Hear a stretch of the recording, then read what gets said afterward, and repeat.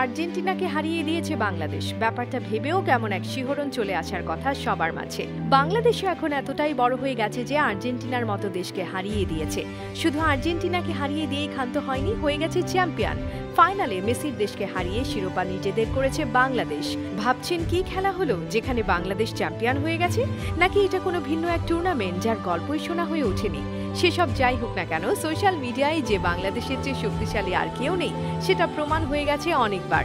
যে আর্জেন্টিনাকে ফাইনালে তোলে বাংলাদেশ, সেই দেশকে ফাইনালে হারিয়ে শিরোপা নিশ্চিত হয় বাংলাদেশের। চলুন তবে এবার পুরো ঘটনা নিয়ে আলোচনা করা যাক।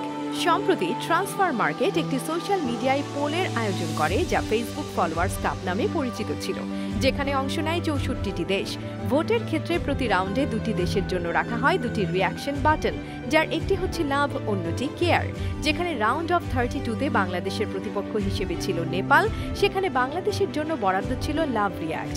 সেখানে ভোট পড়ে 1,56,000, এর মাঝে 1,42,000 ভোট পড়ে বাংলাদেশের বক্সে। তাতে পরের রাউন্ডে চলে যায় বাংলাদেশ।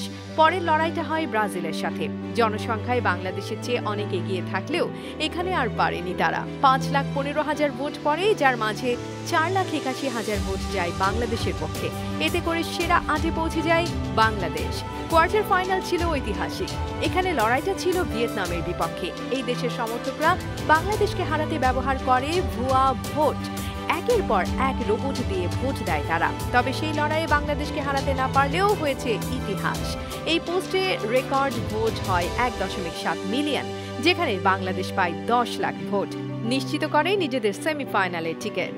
কোয়ার্টার ফাইনালে যে লড়াই হয়েছে এটাই ছিল টুর্নামেন্টের সেরা লড়াই। সেমিতে তিউনিসিয়া এক ফোঁটাও লড়াই করতে পারেনি। 5,81,000 ভোটের মাঝে 5,45,000 ভোট ছিল বাংলাদেশের ঝুড়িতে। এতে নিশ্চিত হয় ফাইনাল। সেই ফাইনালে প্রতিপক্ষ ছিল আর্জেন্টিনা। মজার ব্যাপার, এই বাংলাদেশিদের ভোটে ফাইনালেও যায় 3 বারের বিশ্বকাপ জয়ীরা। এখানে কি আর লড়াই করতে পারে তারা? সেটা পারেনি আর। যেখানে 1 মিলিয়ন ভোট পায় বাংলাদেশ, সেখানে 21,000 ভোট আর্জেন্টিনার। আর এভাবেই ফেসবুক ফলোয়ার্স কাপের চ্যাম্পিয়ন বনে গেছে বাংলাদেশ।